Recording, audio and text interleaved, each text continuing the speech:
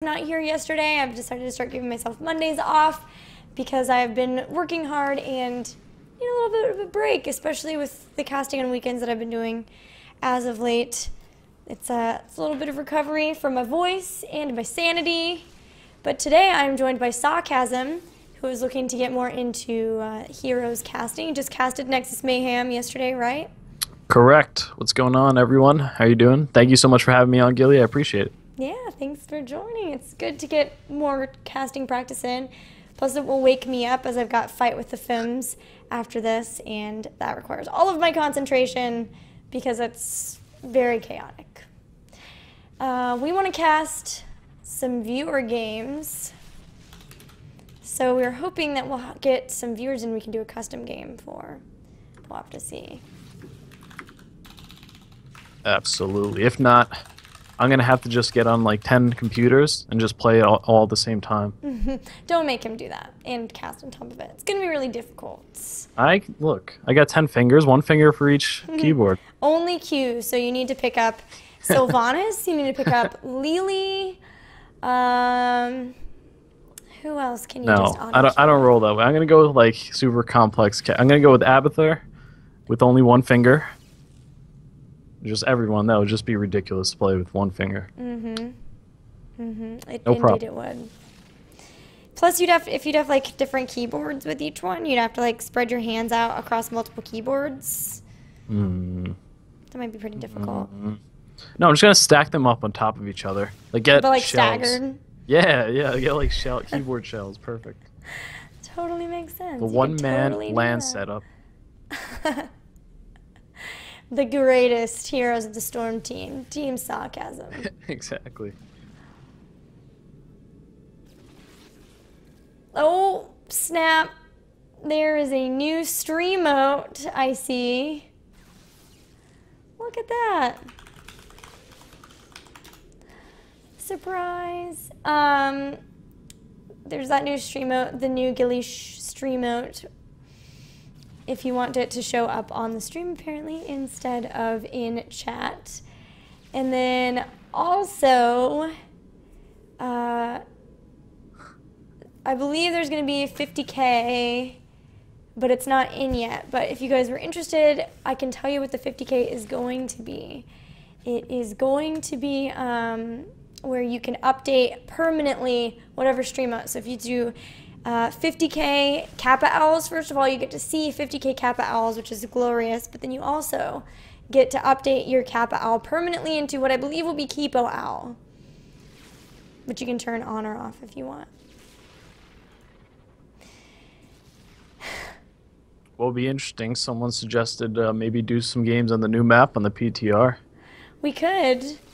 That neither of us have done yet. So it'd be interesting. What, casting? On that map. Well, I haven't. I don't know about you, but I I haven't. don't know how we get a replay of it. I haven't casted it either. But we just still have to get 10 people onto the PTR. We would like to cast viewer games, so if you guys want to do that, just join the Gilly chat. /join space Gilly and message in there, and then we'll try to set up if we can get enough people. I'm in too many channels. How the heck do you leave a channel? You have to /leave and then space and then like, I think you can put 1, 2 or whatever. Yep.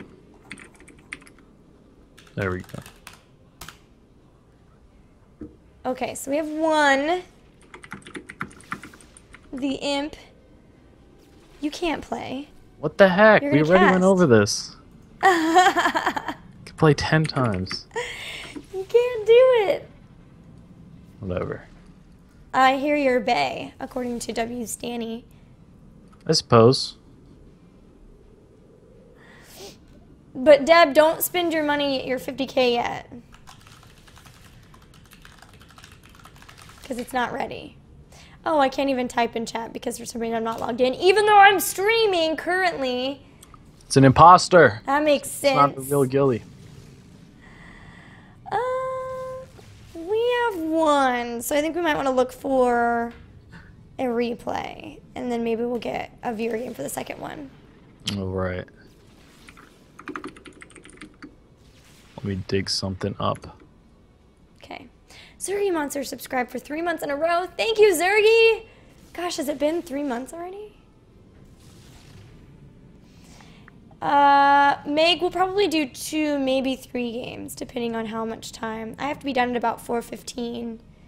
So, maybe? Depends how soon Trick's gonna be done. Mm-hmm. Is the new content out yet? The public test realm, which this is the first time we're getting a PTR, is out. It's out for a week. I heard that there are some issues with it. Sarcasm has had none, though. But The new map. Oh yeah, I played it. Played a whopping half game before people started losing and quitting out. So it was a good half game though. It was enjoyable. Nice map. It definitely. Were you playing bots or what? No. I just started up a custom game. Just invited a bunch of people to get in the map, and then people got salty. They lost, but it's a beautiful looking map, and it's very interesting. Definitely, it's very contrast. It really contrasts to the other maps. You know, it's just absolutely nothing like the other ones. So quite interesting. Really? So it's not as much like Haunted Mines as everyone's saying? No, I wouldn't say it's like Haunted Mines at all. No, there's no instance at all like the mines. No, it's just there's 2 big bosses that are right near each other. So it's the conflict. Do you want to attack the enemy's boss or do you want to defend yours? And they're just so close. So it's a lot of decisions to make. All right, so I have here some replays from the ESL Major League playoffs that were a couple weeks ago. Okay. This is C9 Vortex versus C9 Maelstrom. And these are okay to use? I have them. You're not instilling a lot of confidence. I don't know the rule. Like I don't know how ESL is about this. I actually don't know.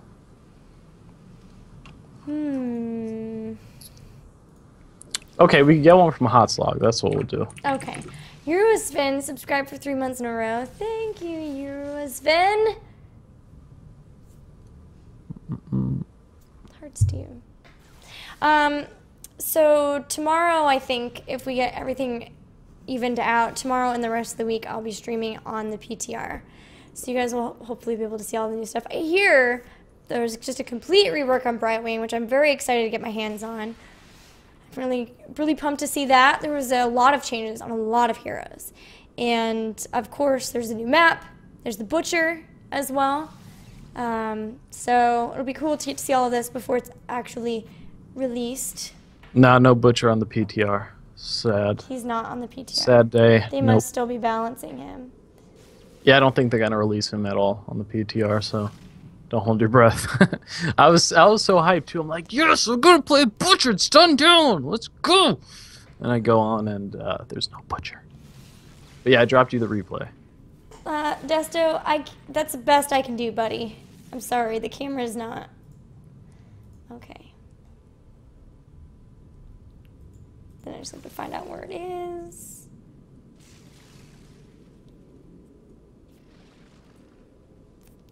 Murky is stronger in the PTR, apparently. That's interesting.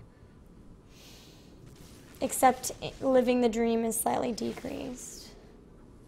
That's a weird talent on Murky anyway. It doesn't really synergize very well, in my opinion, because it's all about staying alive. But Murky, he has some survivability, but he's just, he's Murky. Yeah, I think they're trying to balance him out so he wasn't just constantly throwing his face into towers. All right, let's see. This I just pulled off Hotslog. Has a couple of pros in it. Actually, it's pretty much all pretty high-level players that are pretty well known. That's just straight from Hotslogs.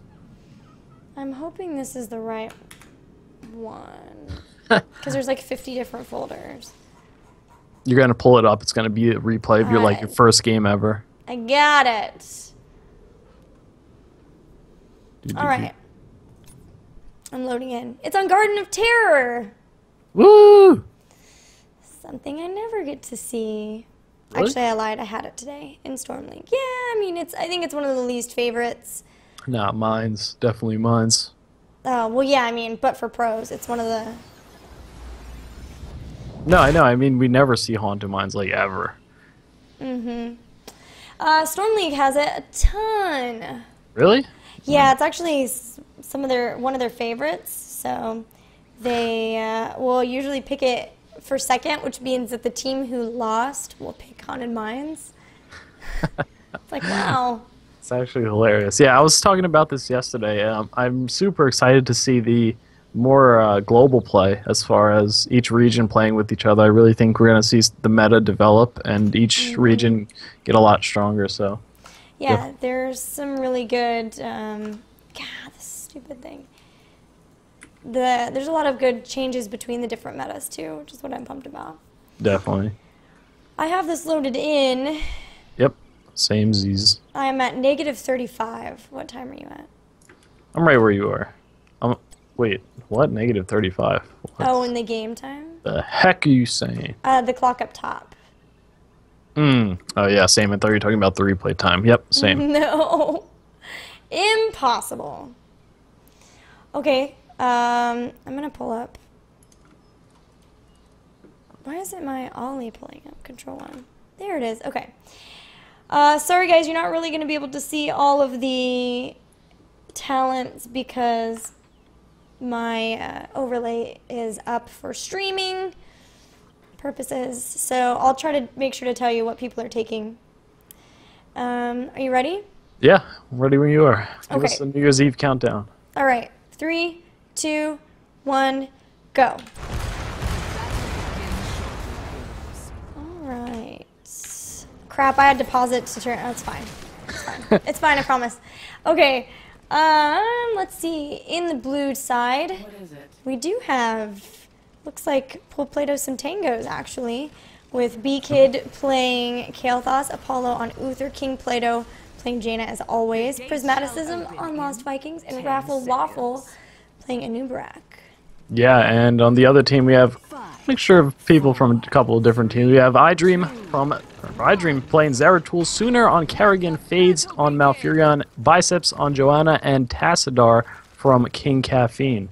Yeah, so a lot of Cloud9. A lot of familiar names here, definitely, yeah.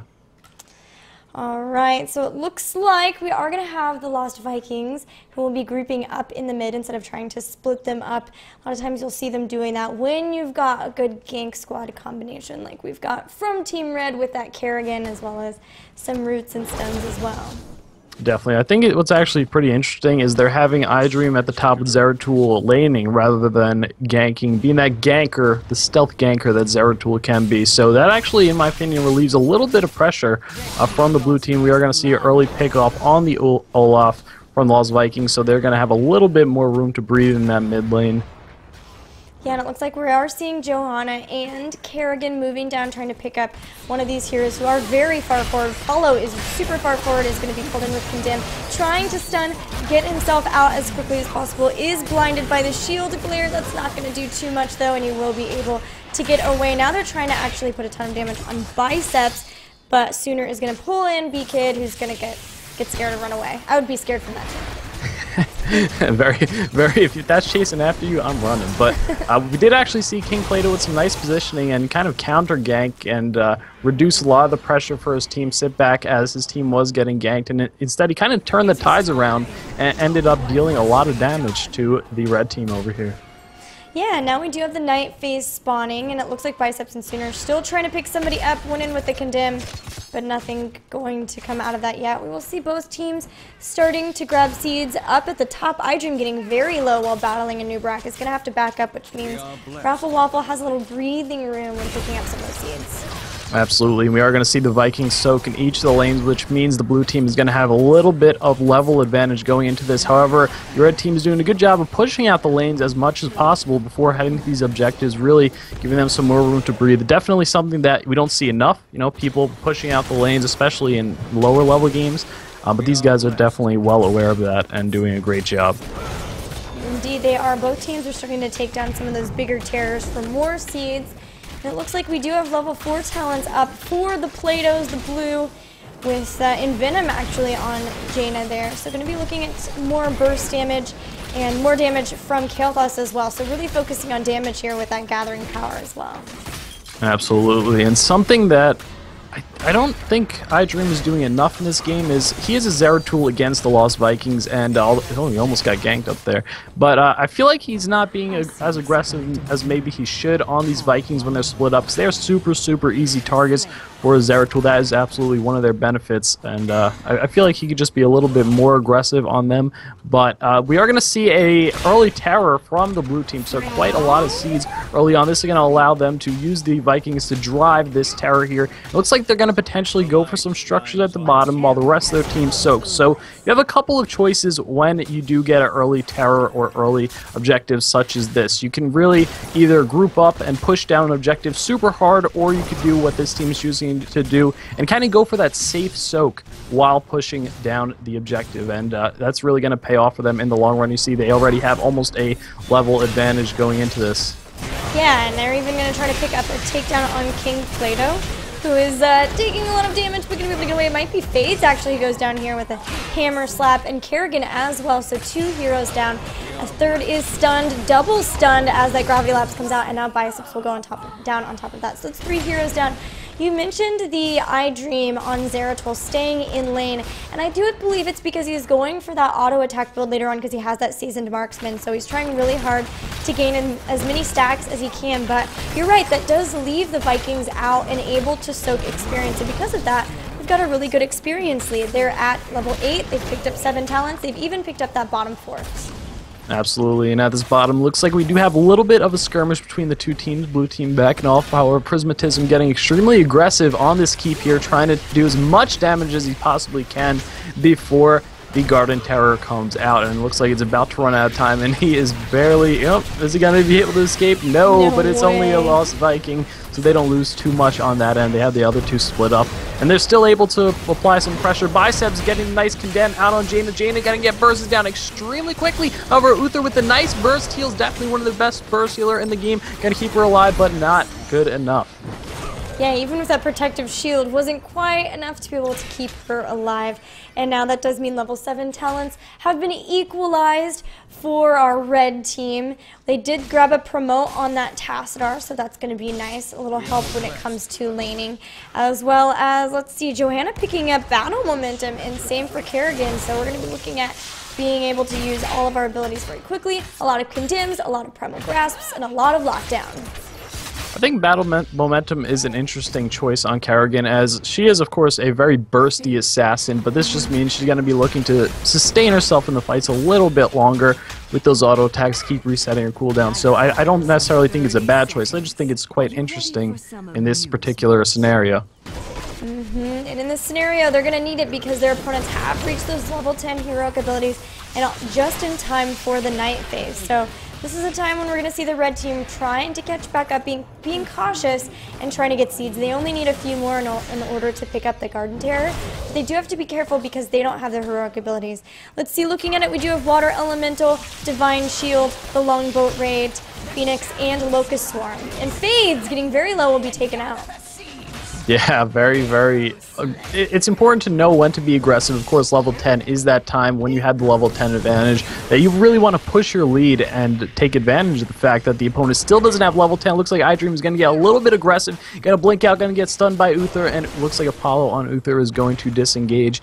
And however, we do see a couple of people from the blue team look to chase down the Zeratul, but they're not going to be able to do it, as he does have some slick blinks coming out in very nice positioning.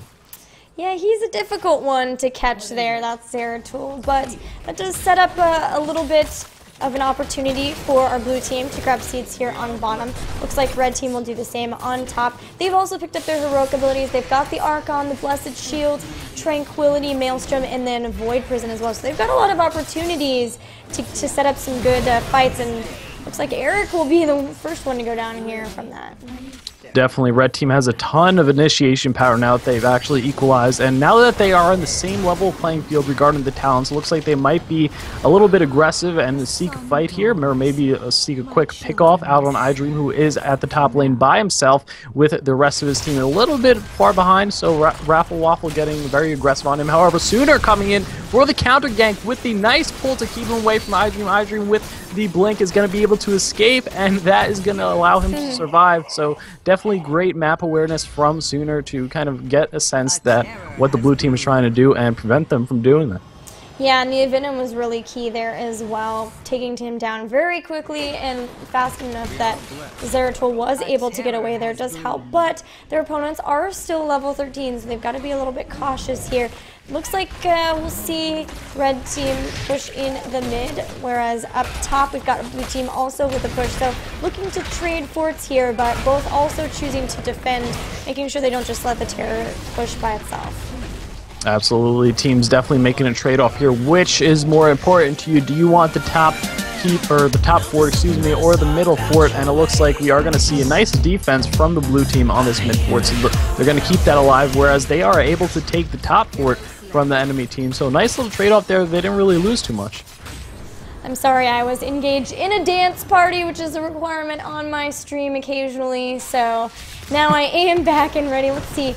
Still, we've got these Garden Terrors pushing. Prismatis isn't doing a really great job, as he is also, remember, the Vikings player, so he's also soaking in top and then was on bottom as well at the same time. So because of that, they've had to maintain a constant level lead. They've had their 13 talents for a lot longer. They picked up a sprint on Jaina as well as a shrink ray, and then of course that flamethrower. So looking to be able to throw out that flame strike without getting too far out of position. But now looks like the blue Terror is down, as is the red one. King Caffeine getting stunned. Will they be able to stop him once he dimensional shifts out?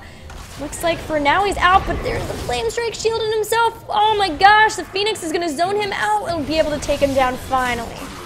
Absolutely, Dance Party, definitely something I'll keep in mind for the future, but it looks like we are going to have a nice Tranquility come out from FaZe to do his best to keep Sooner alive. However, with so much aggression, so much power from the majority of the Play-Doh team we do see coming out, it's going to be hard for them to defend. The nice ice block not going to be enough on Malfurion, and going to be taken out, and it looks like we are going to have this Water Elemental chase down the tower. Do they spot iDream? He is lurking here, and they are landing out some pings, throwing out some pings. Hey, iDream is right here, but will they be able to track him down in time? And it looks like most of the team is disoriented and not going to be able to do that. We do see Cone of Cold coming out on iDream to prevent him from stealthing, and he is going to get away. The Uther healing wave, and they're going to back off. That was quite an interesting chase. That blink was amazing too, blinking through, because had he just sat there, they would have noticed that they couldn't move through that area and they would have grabbed him. So really good move by iDream there, showing his boss Zeratul's skills.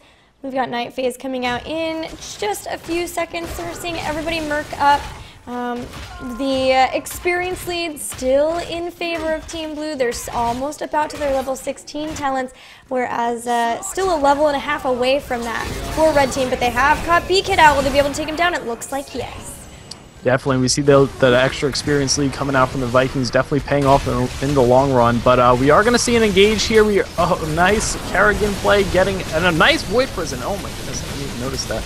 But all this damage coming out is very, very hard to prevent. There's just absolutely a ridiculous amount of burst damage from the red team over here. They're going to whittle down the enemies. A nice Condemn is going to prevent the Vikings from immediately longboating. But now that they got it off, this could actually be a lot of counter pressure, as the longboat does a ton of damage. So they're going to chase down the red team and look to get some revenge. But a very, very nice route from Malfurion is going to come out, and the Shrink Ray and the stun. So a lot of crowd control, a ton of turn of events going on here. This is going back and forth. Yeah, it was a really good move by iDream to go pick up Jaina. She was the vulnerable one, but will he escape? He will not escape. 3 sprinting Vikings after him. And now it's still basically 2v2 here around all these seeds. But Kael'thas and Kerrigan are back up. There's a really good push up top against the blue fort. B-Kid's coming in. He really wants to try to pick up King Caffeine, but Tassadar is a tough one to kill there, and he does have prescience, so it's something to consider. Now Sooner's going to jump in. The great cleanse does keep B-Kid alive for a bit, but he is going to be in Venom, so he's got to be careful. Apollo also very low, and Sooner trying desperately to pick up one of these takedowns, not going to be able to do so.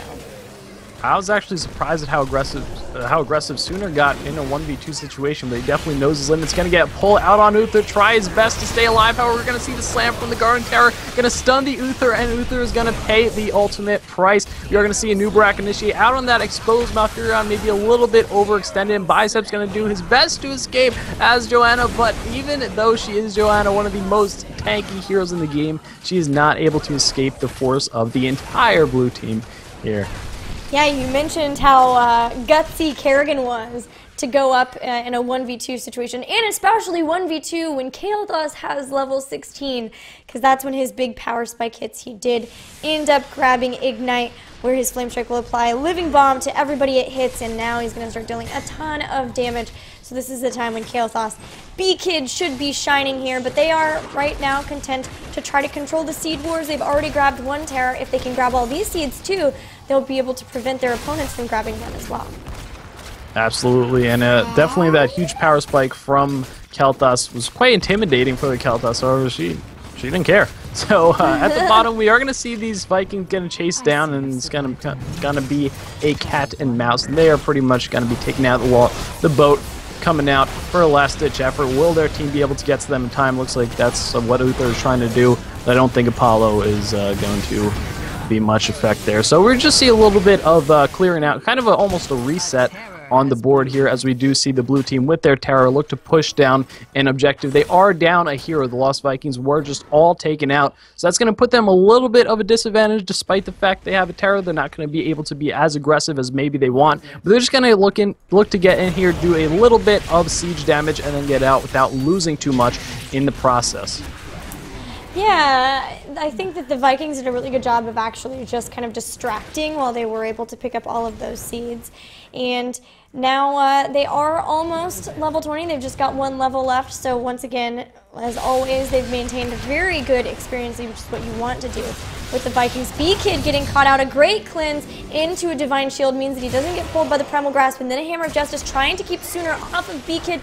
A great Gravity Lab's going to do so as well. Void Prison actually stopping the Primal Grasp, but I don't think he'll be able to get away this time. Maelstrom's going to go down. We'll be able to take out Kael'thas. Kerrigan, though, also goes down. King Plato dealing a ton of damage on that Jaina. He loves that Jaina. And now Ice Block there for Fades. Remember, Ice Block with the Tranquility, actually. Tranquility will keep going, so he was healing through that, but we've still got the chase. It looks like he will go down as well, Johanna. True. Prismatism here on the Lost Vikings did an excellent job of separating the Malfurion from his team. When he pops the Tranquility, he really needs to be near his team to get the most effect out of that, and they just did an excellent job zoning him out and not being able to get the most efficiency out of that. So at the top, we do have King Captain here getting initiated on pretty heavily. His shield not going to be enough to stop the tanking damage. However, he is going to be able to escape due to his amazing E ability, which gives him so much defensive power. He's going to pop the Archon, try his best to defend this fort, but will he be able to? Raffle Waffle coming in with the Burrow, and he is going to actually get taken out. iDream does not want a piece of that action. Nope, gonna wormhole right back out of there. First keep will go down and will be on the side of the red team, and this mid keep even is very low as well. Prismaticism this whole time has been pushing here. Raffle Waffle doing a really great job of zoning out that Kerrigan, but may go down for it. He took an Envenom to the face. Now he's being pulled right back in. No roots on top of it, though, to keep him held down, and for now it looks like only Olaf will get rooted there. He's going to be able to jump right out of that, and Kael'thas is here. They're going to turn this around.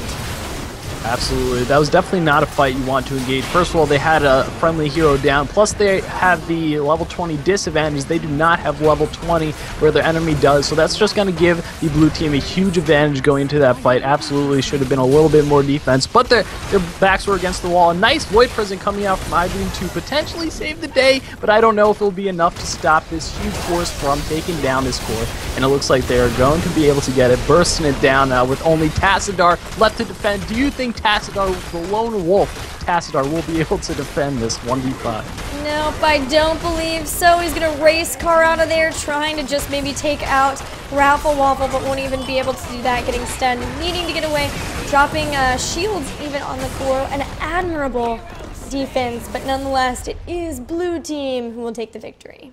Good game. Congratulations. Well played for both teams, but blue team are the victors here. Yes, indeed. So good game to pull off of Hot Slogs for casting practice.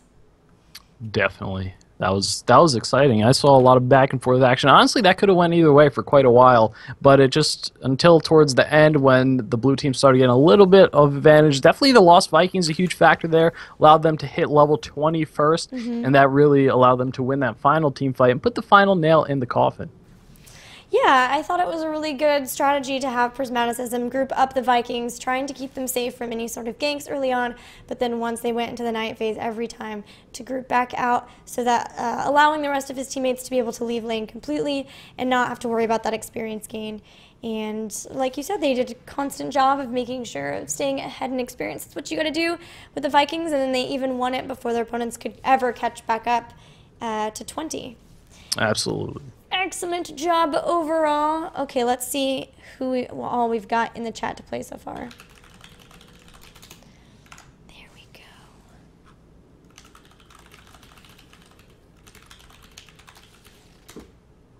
Oh, I can't type in chat. You should type in chat and ask if people want to play custom. Yes, ma'am. Thank you. Got the Thunder Keys on deck. On lock. That was a good game. It was fun to see. Definitely. There's actually a lot of good action you could see on, we do have a couple of players, but definitely a lot of good action you could see from just pulling off a game on HOTZOG. Definitely a lot you could learn if you just, watch it and kind of analyze the players. If maybe one of them is playing a specific hero that you really enjoy, you could really zoom in on that, and not literally, because it's super. Have you ever tried zooming in and watching a game like that? It's not as fun as it seems. Watching a game. Zoomed in. No. I almost always end up casting zoomed out. Yeah, definitely. It's the way to go. But I didn't mean literally zoom in. But, just focus on one hero and a good player on that hero. See how they play their mechanics. So you can implement some of their play style into your own. Very, very effective. And I think that's a great way to learn. Yeah. Indeed. It's also a really good way to pick up strategies casting as well. Absolutely. You get that bird's eye view. See everything that's going on. Yeah, for sure. King Plato, of course, always a really great person to watch if you are wanting to pick up some Jaina strats, and Jaina is one of my favorites to play, so a little bit of awe there as well. Looks like so far we have 1, 2, 3. Hello, Twizcast. How's everybody doing today in chat? Not sure if we'll have 10 to be able to cast, guys. We may have to cast another replay. Well, worst case scenario, I already dropped you one in Skype. Oh, you sent me another one? Mm-hmm. Oh, nice. I see it. Pirate Rum. Is that the great and famous Pirate Rum? Played in Road to BlizzCon over the weekend. I will have you know, Pirate Rum, that somebody said your name wrong in the cast. I can't remember. It was probably like Nate or something. And I was yelling at my TV for you. It's just for you, friend. How did they say it? I think probably Pirate Rum because it's spelled like pirate. Is it in A? It is in A. Aw, thanks, Meg. You're awesome. Well, unfortunately, guys, we need 10 for a custom game. So I think we might have to just go ahead and cast another replay for you guys. But that would be okay because it'd still be another replay, which would be fun too. You can learn some more stuff. All right, I'm going to download this. So, Sarcasm, while I'm downloading this replay from you, how did you get into Heroes? Downloaded it. Yes. But what made you do that action? I was a long-time League of Legends player. I've been playing since closed beta, I think. So I've been playing the crap out of that since release, and then eventually just get burnt out after playing a ridiculous amount of games. Looking for something similar yet different, if that makes sense. And Heroes of the Storm was there for me. I was waiting so long to get in the closed beta, so as soon as I did, I was like, yeah, yeah. Let me call up my mom. Mom, I got in the closed beta. Yes. Probably like, what is that? Yeah, she's like, what the heck are you talking about? Are those stupid video games you play? And then I just been playing ever since. I'm loving it. How about you? What was your road to Heroes of the Storm? Well, I started with making StarCraft content, and then I got into the technical alpha in the, like, just right around a year ago, a little bit more than a year, and started streaming it. Fell in love with Brightwing, fell in love with the game, in that order. Yeah, Brightwing was the first hero I got to 10. Yeah, me too. So good. But I I got don't know. her to 10 right before the wipe, and then the next one I got to 10 after the wipe was Tyrael, and that was the first Master Skin I got since the wipe. Did you hear about the new Brightwing changes? I did, yeah. She sounds pretty cool. I'm a little scared about the removal of Gust of Healing, but it sounds like she's still going to be able to be a good healer. I even like that they removed Ysera's Blessing, which was useless. Yeah. They're definitely going the direction of trying to implement multiple builds for each hero, which is something that some heroes are lacking. But I think they're doing a good job. I'm just scared that...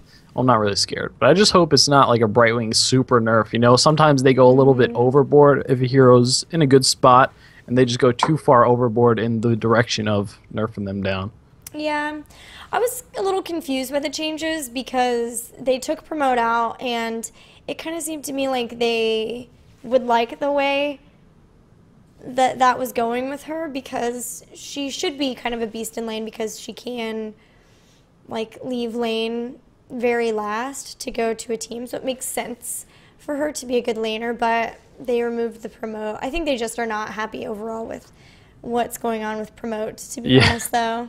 Yeah, they're hitting that pretty hard. I've read some dev blog, and they're not a fan of it, as I completely understand. You know, there are definitely some people I've been talking to, like some pros about the gameplay. They're saying even there are strategies specifically on Blackheart's Bay, but quite a few maps where you can literally just, you know, promote down a lane and make it so that you literally don't need to fight the entire game if you just have promote and then you're splitting in the other lanes. You know, it's there's never going to be a 5-on-5 fight. You could just keep implementing this over and over and over, and that really leads to some boring games.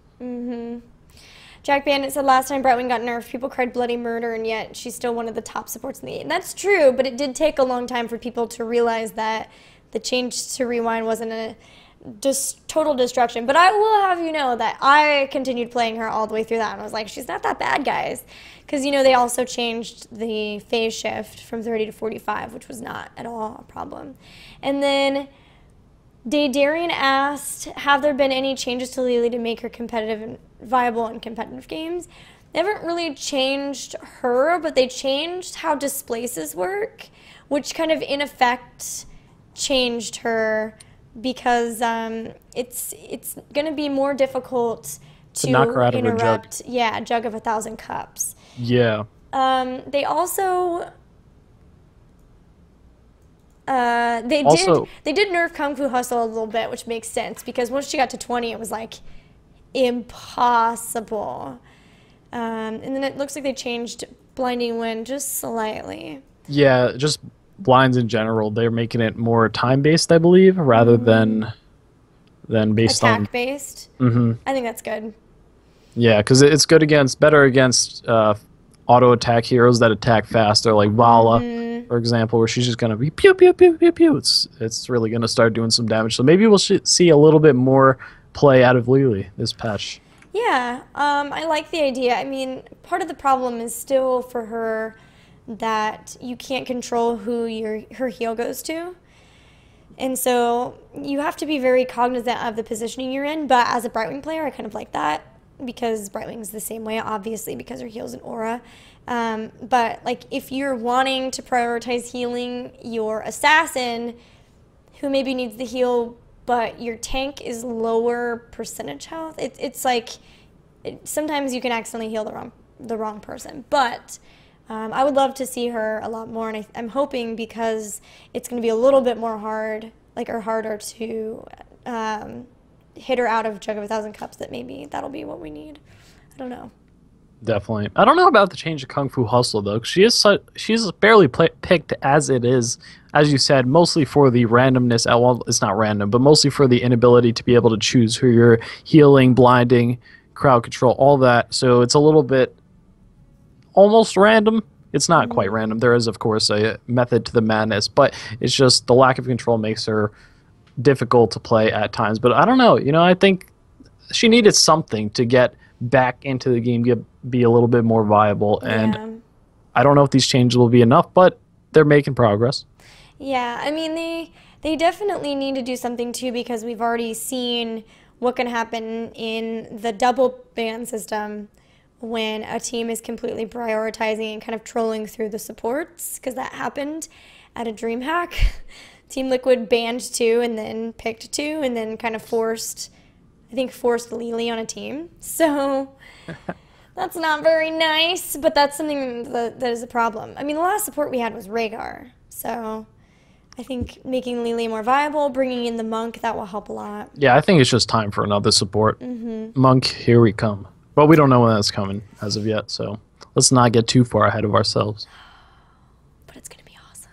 It's going to be awesome. I love the Monk. Yeah, I'm a huge Diablo fan. That's the main Blizzard game I played before the Heroes of the Storm, so I'm kind of partial to the Diablo heroes such as the Monk, so I'm excited. Yeah, the Monk was the hero I played in hardcore mode, and the Monk's awesome. Pretty awesome. All right, well, shall we cast this Blackheart's Bay game? We shall. All right. What time are you at? I'm loading in now. All right. I'll switch my overlay.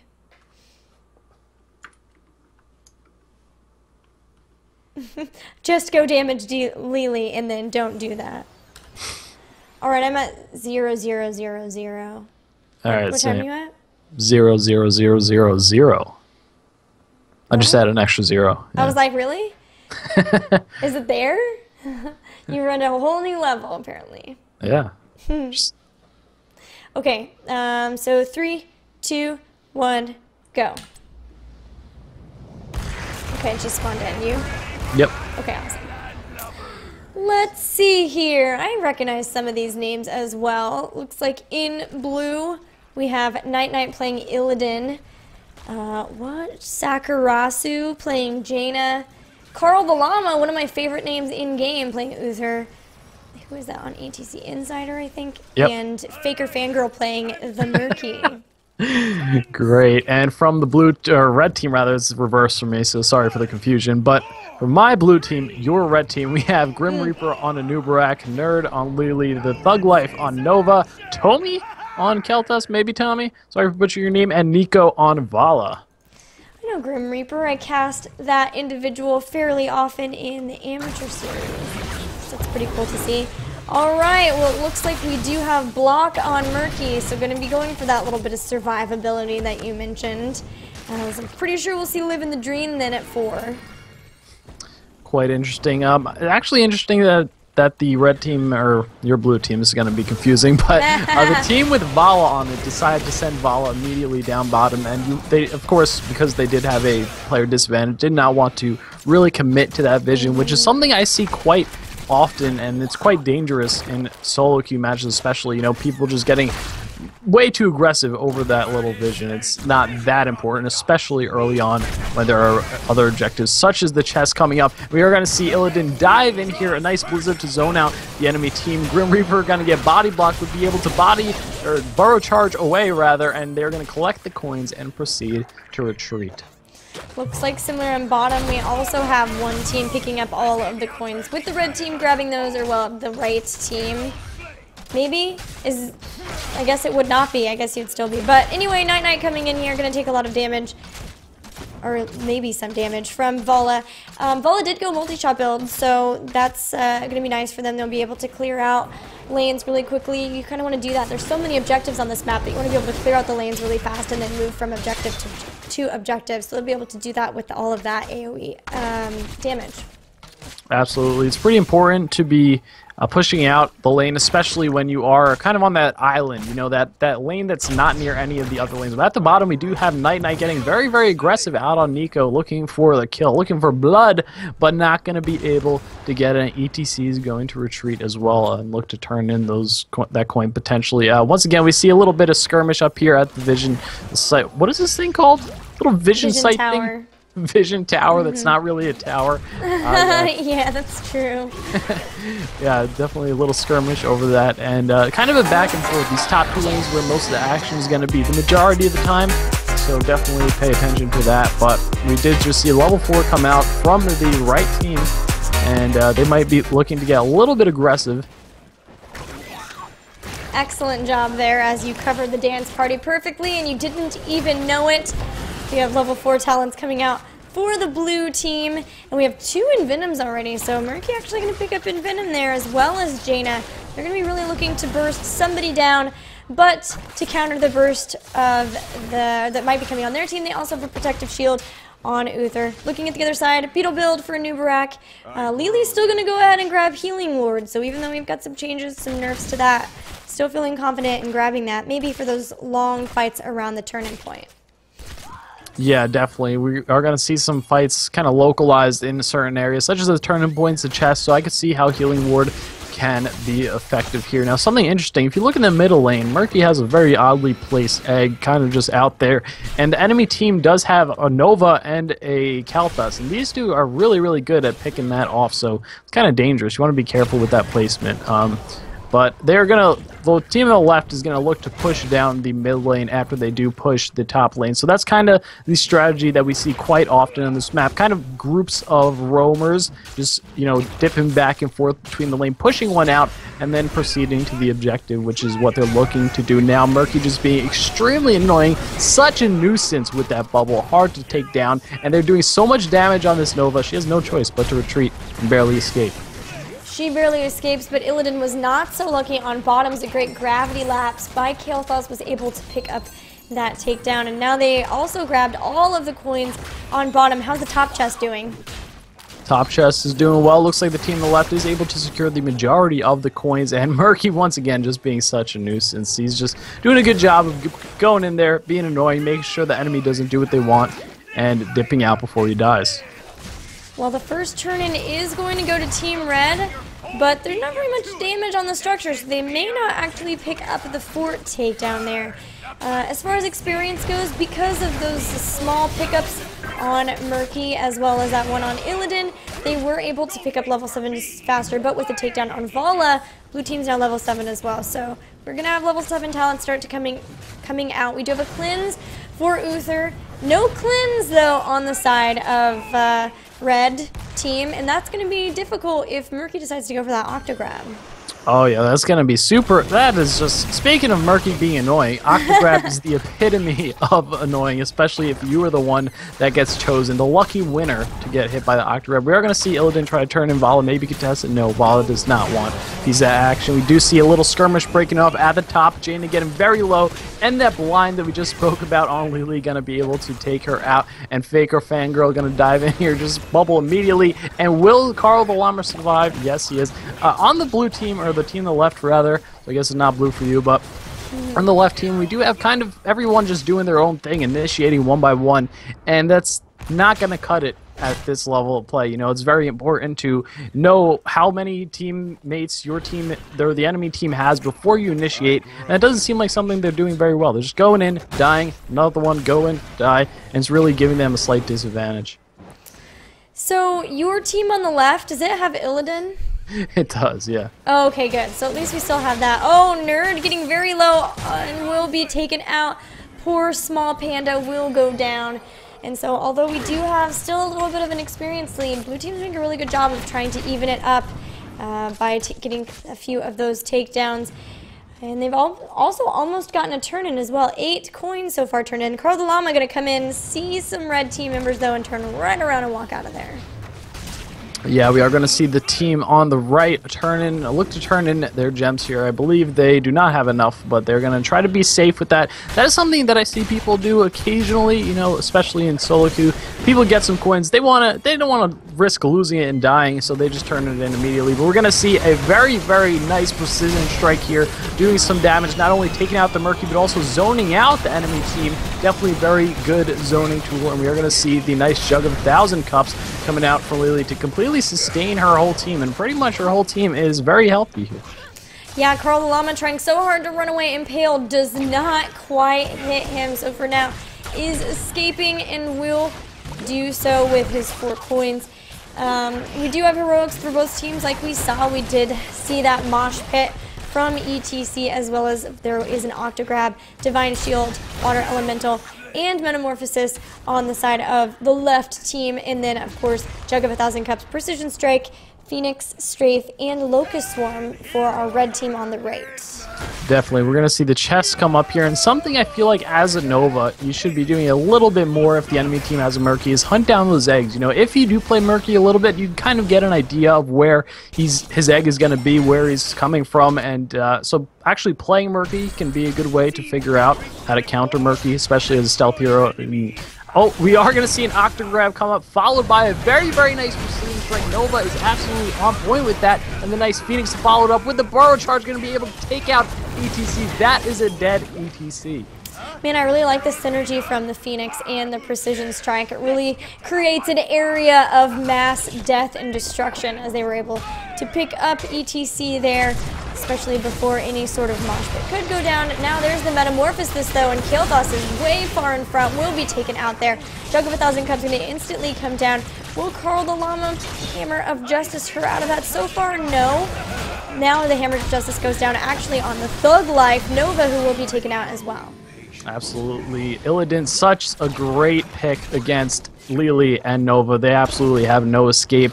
So it's going to be super difficult all game for them to really deal with this Illidan at all if they get caught up by themselves. So really their only tool against that is just positioning themselves well, making sure they're not caught out exposed, and there they clearly were. So maybe they'll learn from their mistakes. Yeah, we'll have to see. They are facing a level 13 team now, as we do have the blue side picking up those talents. And there is an Octograb. Unfortunately, his teammates are a little far behind here in being able to pick that up. I think they were maybe trying to look into an Octograb into some sort of stun from either Uther or displacement from ETC, but for now, going to be able to stay safe. Nobody wanted to dive too far underneath that fort. But there is a turn-in now from Team Red, so that's going to help them try to gain back up in experience. Definitely. Blue teams had a lot of option to follow up that Octograb, however they decided not to, which could be a good thing depending on where the enemy team is. We're going to see a very, very nice quick pick off on that Kael'thas, the Jug of 1,000 Cups. A little bit late to start healing up this team, but it's going to do a good job of keeping this Anub'arak alive. And we do see the Divine Shield out on Uther. A little bit selfish, but it did pay off as he is going to survive. Night going to be able to dive in here with that Metamorphosis, and a ton of damage coming out from Jaina with the Blizzard, but now she's out of mana, so not much left she can do here. But she did do a great job of setting up this here mosh pit, which is keeping almost the entire right team locked down, and they are going to be able to clean up a quick 2 kills. Yeah, Vala needs to get out of there and stat. There's nothing she can do with that low of health and with no mana on top of that, so you might as well just get out of there, stay alive, not give any more experience to her opponents who already are at 15, whereas they still have only 13. Now Anub'arak even going to get taken out. A great Phoenix there to zone, but unfortunately, once you get caught by Illidan, there's no getting away. Even with the Flame Strike, it's not going to be enough to try to disengage him. So now Kael'thas is down. Vala, just give up the fort, buddy. Can't do it. She wants it so bad. Leave my fort alone. We do have, it looks like Nova is going for the Hollow Decoy build. We even have a Spell Shield from Anub'arak, so doing all he can to try to stay alive, but it's pretty difficult there trying to keep so many squishy heroes alive, as you do have Nova, Vala, and Kael'thas to try to frontline for. Absolutely. We are going to see a little bit of skirmish at these Siege Golems, and we are going to see an Octograb come out, and Lily is going to immediately get erased. That was a nice follow-up from the left team, which is something we didn't see before, so it's nice to see them kind of pick up on that and actually follow through this time. Yeah, I thought that was a great pickup actually to grab that Lily, because that means no heals, which means that we're going to see red team already, who should already be playing pretty passively as they do not have level 16 talents. Going to play even more passively because they don't have their healer. So instead, they're just going to go try to mark up a bit, which is going to give away a turn in to their opponents in blue. It should start attacking, well, it's going to get that last keep, or that last fort. A little unfortunate that they had to waste a cannonball on that as it was so close to being dead. But from there, it should start attacking keep structures. Absolutely. I just thought of the best pun while you said Merc up. It would be so great if Murky was going for Merc camps. Merc up. That would be the best catchphrase ever. That'd be pretty good. I agree with that. Alright, so red team really desperately needs 16, but blue team's doing a great job of being very aggressive in where they are murking, trying to stop them from doing that, constantly pushing the red team away from that. We may even see them posture at boss. They've got a ton of time with which they can be really aggressive and make risky plays, since they know that they don't, their opponents are not on the same talent tier. Absolutely a boss, although it might be a little bit risky here, definitely would be favorable for the left team, so might be something they're interested in, but they're just going to play it safe, you know, no need to take a bigger risk than you need to do when you are in the lead. So it's important to know when to really push those leads, take those big risky objectives, such as boss, which might be a good play for them, but instead they're going to opt to play a little bit safe and go for the team fight here, where they have the tier talent advantage, and we are going to see Nova and Murky get taken out extremely quickly. Of course, Murky's going to come back in the fight very quick. Actually, Vala getting extremely low and being able to survive, I think is going to be dangerous as she is taken out, so I am going to eat my words and leave it up to you. Well, there, the great Water Elemental did pick up that takedown on Vala, and now we've seen red team split up a little bit as Night Knight and Carl the Llama are trying to pick up Nerd and then 2MyX. They do grab Nerd, and Nubarak also will go down, so only Kael'thas will be the sole survivor. And now they should be feeling very, very confident to go for some sort of advantage here. Looks like it will be turn in first. They do have 12 coins on Insiders, so that's a lot to have on one person, even someone as tanky as ETC. And they're going to also pick up some more coins here, just painting the map blue. Definitely. So many coins. They could just go shopping and go on a spending spree or something with all those coins. But it looks like they're going to opt to be super, super aggressive down here at the bottom, which is kind of dangerous. You can see it's a very kind of closed off point, sort of a choke point, if you will. And Phoenix right there, perfect for defending that. But we're going to see an Octograb out on the Vala, and they're going to follow it up with a lot of damage. But the clutch Lily heal, we're talking about how inconsistent it is, but it is definitely did come in clutch at that moment. And we're going to see a little bit of a skirmish. The right team is going to chase down with a very, very nice precision strike to take out the Murky. Now, of course, it is Murky who come up very quick, but he's all the way at the top of the map, so for a couple of seconds, they have a definite advantage in terms of heroes. Yeah, and they knew they had that too because Illidan was also up top pushing that top lane. So with that takedown, they were able to pick up their level 16. Unfortunately, it was just Murky, so it's only a quarter of a person death. But Vala is a full person's experience, and that's a little bit of trouble. That's a ton of experience from the red team. Now Thug Life, another big experience, big damage dealer, also getting very low. Murky is down, and we'll have to come all the way back, but Nova is also down. So far, the engagement's favoring our blue team. They have lost ETC, but are taking out everyone else, as only Grim Reaper and Nerd here remain. Nerd trying desperately with those fast feet to get away from Night Knight, but I'm not sure it will be enough. Night Knight doing just such a great job of chasing her down. And Impale there trying to stop him. She hits the well, trying to keep moving back, and will be able to get away. Look at Night Knight with those clutch blinding winds really preventing her from getting killed from the Illidan. So a little bit clutch there. We did see a very, very nice Octograb come out and able to secure the kill. You're going to see a defensive vault come out from Vault. What the heck am I saying? Defensive strafe come out from Vala. Just going to deal a little bit of damage. And look at this egg placement from Murky. He is so aggressive with that. He just does not care. Yeah, super aggressive. Probably going to need to move that ASAP, as now he's thinking, maybe that was a little too far forward. They're going to spot it immediately and take it out. But that's okay. They're so far forward in experience. Now, something important to note is we do have red team at least at 16, so they do have that big spike in damage. No, they don't, because they did not pick up Flame or Ignite. Got Backdraft for Kael'thas. That's interesting. Interesting. Something we don't see too often. Don't think it's bad, but Living Bomb just so strong and something that we see the majority of the time. I would say at least 99.99999% of the time, but not every time. Yeah, trying to slow down. So it's true they don't have a ton of CC available. Maybe it's a problem where they want to be able to slow somebody down and then drop Precision Strike and Phoenix on top of them with then a regular Flame Strike as well. But I'll have to see how that's going to work out for them, especially against level 20 opponents, because that's the talent tier that they've picked up now. Yeah, the thing is, Illidan is just absolutely having a field day with their backline. They really have nothing to prevent Illidan specifically from just absolutely wrecking them. So maybe that's a little bit more of a personal thing. You know, maybe Kael'thas feels like he needs that to get a little bit better spacing than he has been. Speaking of which, he is going to get caught out, and the very nice dive and Mosh Pit is going to come in from ETC, blocking down a couple of enemy heroes, and followed by the Illidan dodging the Precision Strike. Very, very nice, and he's just going to have to delay, but he's actually going to get taken out because his team was not able to support him. So a Noctigrab coming out, and maybe a little bit of misplay from the Illidan might cost them in this fight, as we're going to see a little, almost wasted Divine Shield out in this Jaina. She is able to survive. Be extremely aggressive, chasing down this Valla. Going to be able to take her out, but it looks like the team on the left is going to be able to clean up here, as Anub'arak and Li Li, the remaining members, wanting that chest so bad, but it looks like they might actually pay for for trying to get some gold. Yeah, a little bit of bad positioning there. You never want to fight on that death bridge if you can help it. And losing Kael'thas so early on was so detrimental to them, as he has had the ability to deal a ton of damage. And the Illidan, though, did take a face full of strafe, so that at least helped them out a bit. But once again, a team fight engagement going the way of the blue team.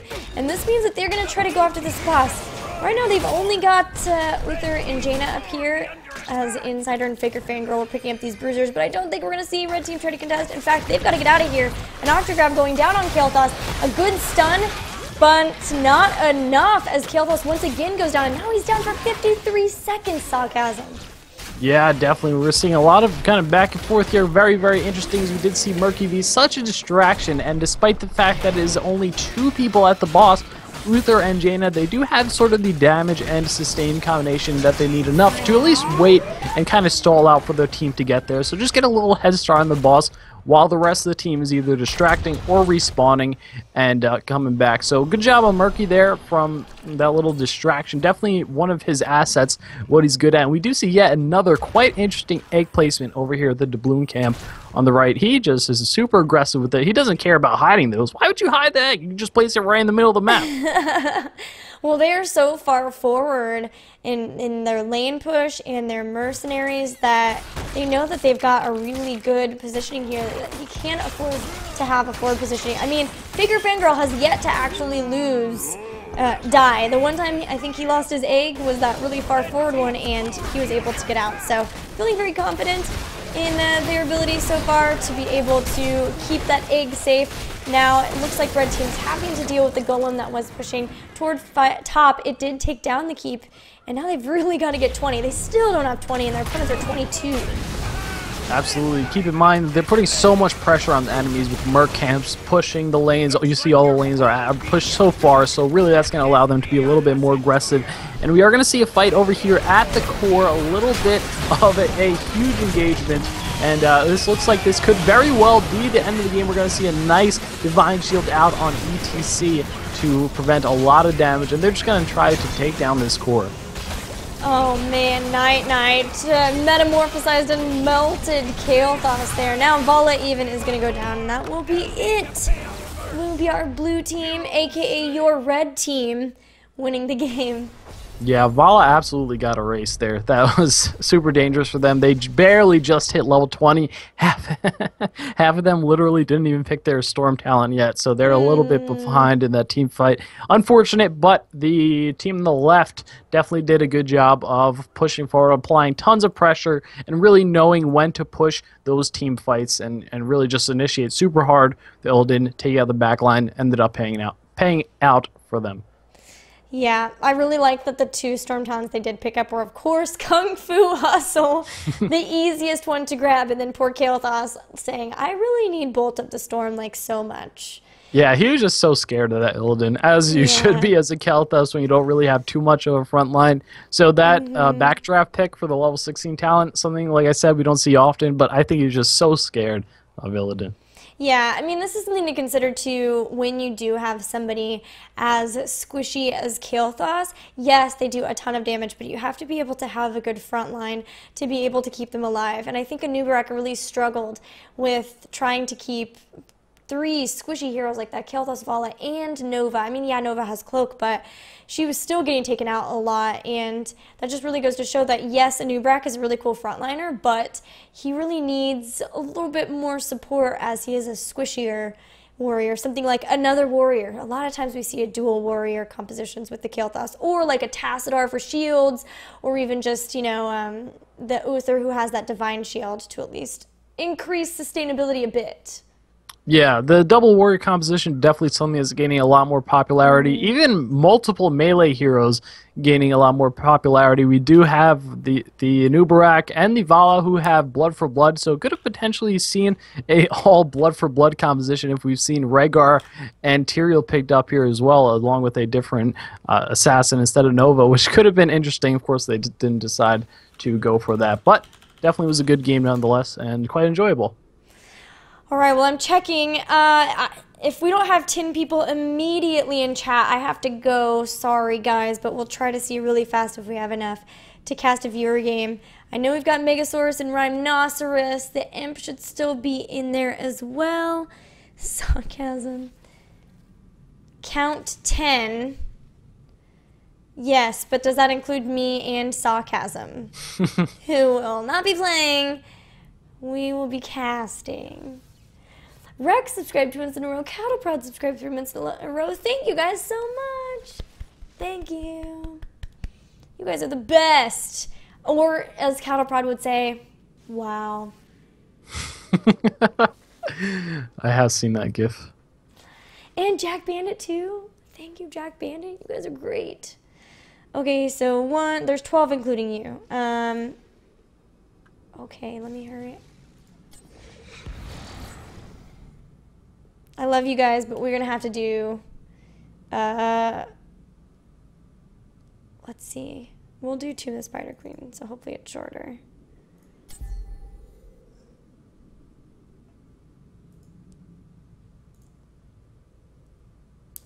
I'm doing Hammer to 20. Good luck with that. Oh boy. Especially with all the Kael'thas nowadays. Mm-hmm.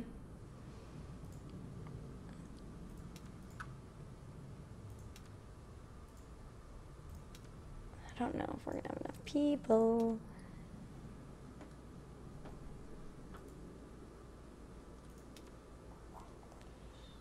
People are talking. Veritech. Hi, Veritech.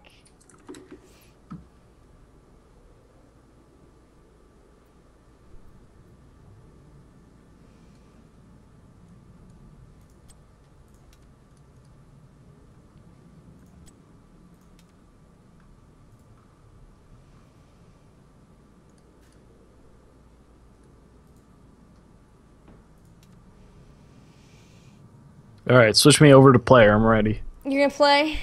I don't even see 10 with us in it. And I've got to be... I just don't think I've got time, guys. I've got Fight with the Fims. I have to be there at 4:30. It's 4:15 right now. Yeah, you're cutting it close. I'm cutting it really close. It's true. Let's see. Tomorrow's Monday, but why don't we do actual viewer games? I'll play with everybody on the PTR on Thursday. How's that sound? I think that'd be fun, everybody. Let's shoot for viewer games on Thursday. I would type it in chat, but I can't type because I'm not logged into Twitch for some reason. The viewers have failed me. We'll plan on Thursday. We'll hype it up in Twitter and such. It'll be a good time. But thank you, Sarcasm, for casting with me. Thank you so much for having me. I really appreciate it. Thank you so much for the opportunity. I had a blast. I learned a lot. Yeah, it was a lot of fun. Thank you guys, everybody who wanted to play. You guys are amazing. I appreciate it. We'll do that on Thursday for sure. maybe on the PTR if we can get on there, it'd be a lot of fun. We can try out the new map as well. But Sarcasm, where can people follow you and see you casting more things soon, I'm assuming? Yeah, you could check out my Twitter for just random updates, me blabbering about random shenanigans, twitter.com/sarcasm. I have a YouTube channel with quite a lot of beginners content, so you guys probably a little bit easier than you guys may be looking for on youtube.com/sarcasm, but I will have more intermediate and advanced stuff coming soon. Awesome. Well, check that out. Thank you so much once again for hanging out with me. It was a lot of fun. Always let me know if you have any other questions or want to hop on again some more. And hopefully eventually we can do some viewer games. I think that would be really fun. Definitely. I'm excited. Once again, thank you so much. I got to go, but thank you for having me. I really appreciate it, Gilly. You're awesome. Peace. Cool. Bye. Guys, if you want to watch Fight with the Fims, it will be on twitch.tv/TGN in about 45 minutes. So sorry to cut this stream shorter than we usually do, but thank you guys for hanging out. I hope you had fun. And it's good to be back and streaming and hanging out with you guys as always. Fight with the Fims tonight. Tomorrow will be the Heroes Hype Amateur Series. Thursday will be the Eye on the Storm Brawl Night Special, which is going to be amazing. We've announced 2 teams who are going to be in that invitational so far. That's Tuark and Zevran, and we're going to be announcing the next 2 teams the next couple of days. So once again, lots of cool stuff happening this week. You guys rock, and I will see you at Fight with the Fims on TGN.